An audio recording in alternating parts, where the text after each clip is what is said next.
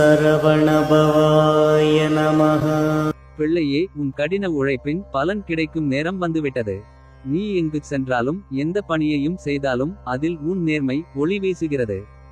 அந்த ஒளியே உன்னை மேன்மையின் உச்சிக்கு அழைத்து செல்லும்.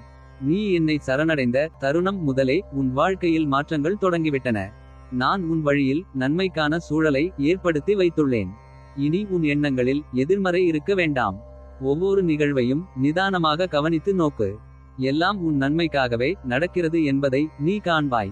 பிள்ளையே, உன்னை கரையேற்றுவது என் பொறுப்பு. நீ எவ்வளவு ஆழ்ந்த குழப்பத்தில் இருந்தாலும் நான் உன்னை உறுதியாக நிம்மதியின் கரைக்கு கொண்டு செல்வேன். இருள் சூழ்ந்த காலம் நீண்டதாக தோன்றலாம். ஆனால் நினைவில் கொள், அந்த இருளுக்கு பிறகு வெளிச்சமே வரும். அந்த வெளிச்சத்தை உனக்காக நான் கொண்டு வருவேன். அடுத்த வாய்ப்பு உனக்காகவே உருவாகி கொண்டிருக்கிறது. அந்த வாய்ப்பின் கதவுகள் திறக்கப் போகின்றன.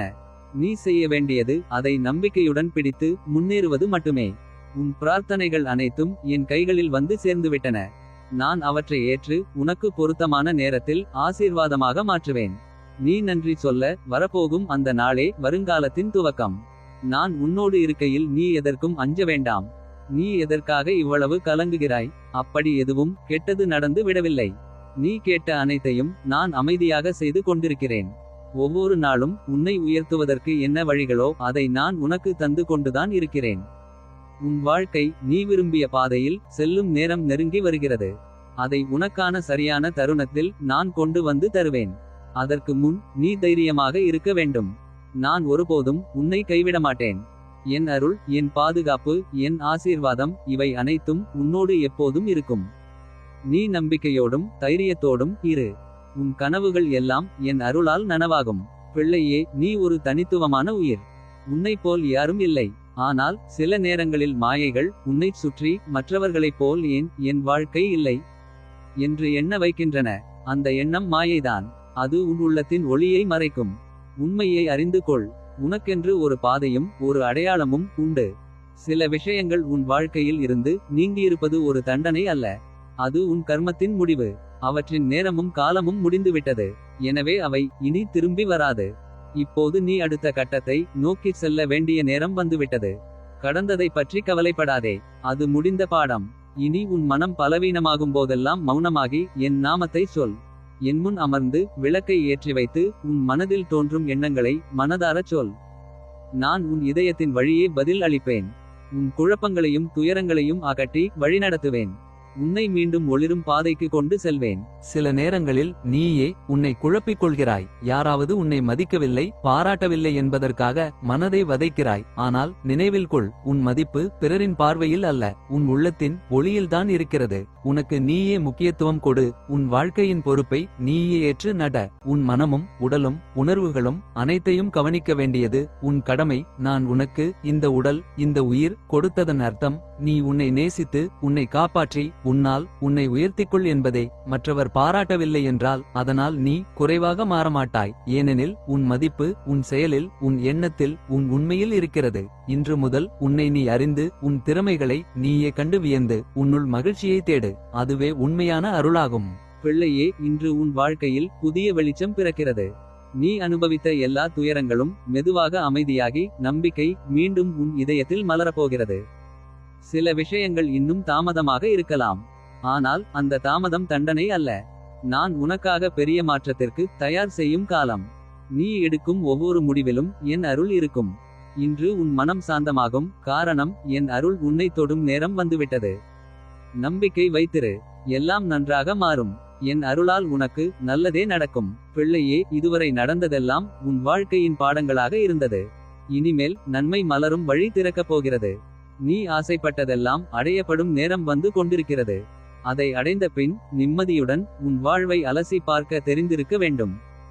4 பேருக்குள் வாழ்ந்தோம் என நினைக்கப்படும் வாழ்க்கை அல்ல, 4 பேருக்கு உதவினோம் என நினைவில் நிற்கும் வாழ்க்கை உனதாகட்டும்.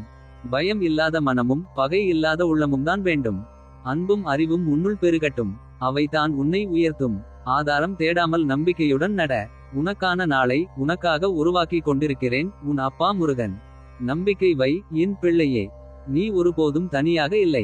நான் எப்போதும் உன்னுடன் இருக்கிறேன்.